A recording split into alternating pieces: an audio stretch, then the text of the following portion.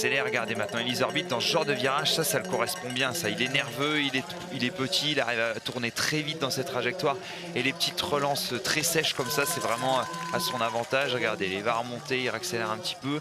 Mais voilà, ce qui n'est pas évident, c'est qu'on l'a vu, ils ont essayé, ça marche pas non plus énormément. Ah, il n'a pas réussi à clipser Zvek. Oui. Attention, là, il fait une erreur. Il a perdu du temps. Ouais. Il a cherché un petit peu les pédales là. Pas oublier que voilà, c'est que des athlètes qui sont en pédale automatique et à chaque fois qu'on court, on déclipse, on remonte, il faut reclipser. Et quand on se loupe, et ben, l'adversaire est déjà en train de relancer. Ça veut dire quoi? Ça veut dire qu'il sait que le moment est important, il était un peu sous pression? Bah, je pense qu'il l'a tenté un peu. Ah bah oui, il le sait, Zvek, là c'est très important parce que d'un seul coup, c'était pas une attaque franche, c'était une attaque progressive de Eliezer Orbit qui fait juste mine de rien dans les virages. Il dit tiens, ça c'est mon truc à moi, et ben je vais en profiter, je lui fais un petit peu mal et on sait jamais. Et regardez, la preuve c'est qu'il a fait une petite erreur. Donc Lorenz Zvek doit encore faire un effort pour revenir. En tout cas, on voit bien la trace là à suivre sur cette portion. Sinon, on finit dans les feuilles. Et il est encore obligé de s'employer, hein, du coup. Et pour l'instant, toujours pas de soutien de Van der Haar ou d'Hermans.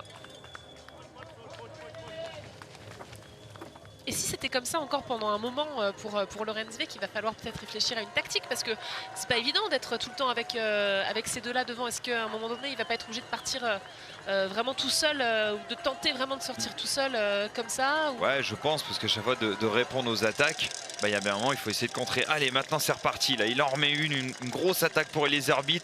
Alors là, il va faire vraiment l'effort. En plus, tous les virages qui sont après, ça c'est vraiment à son avantage. Alors ça, c'est l'image typique. Hein. Eliezer Orbit qui attaque, qui se retourne, qui regarde l'écart. Ça, c'est presque l'image qu'on voit depuis le début de la saison. Ah, tout le temps. Et voilà, ce genre de virage, là, il est très rapide. Alors, regardez, là, ça a un petit peu moins d'aisance là pour Zvek, même s'il y a beaucoup de force avec du braquet. Hein.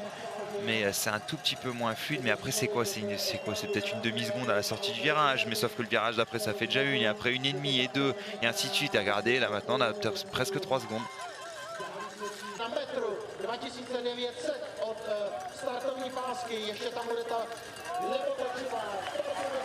Ouais, course parfaite quand même pour Eliezer Orbit qui a dominé dans l'accélération, personne n'a rien pu faire. Le bitume qui annonce la victoire d'Eliezer Orbit.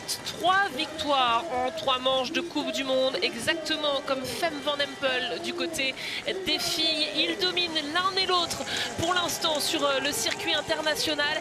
Magnifique victoire d'Eliezer Orbit. 2e place de Lars Van der Haar. On va suivre tout de suite le match pour la 3e place, voir si Vanturenhout a résisté. Encore s'il est toujours pour l'instant en avance. Oui, quelques secondes d'avance sur Lorenz Zvek qui sera le grand perdant hein. Aujourd'hui. Lorenz Zvek qui a terminé 2e des manches des États-Unis, les manches américaines, et qui ne sera pas sur le podium cette fois. Il est 4e, on l'aperçoit derrière. En tout cas, l'équipe Powell Sozen Bingo aura eu raison de l'ancien champion de Belgique.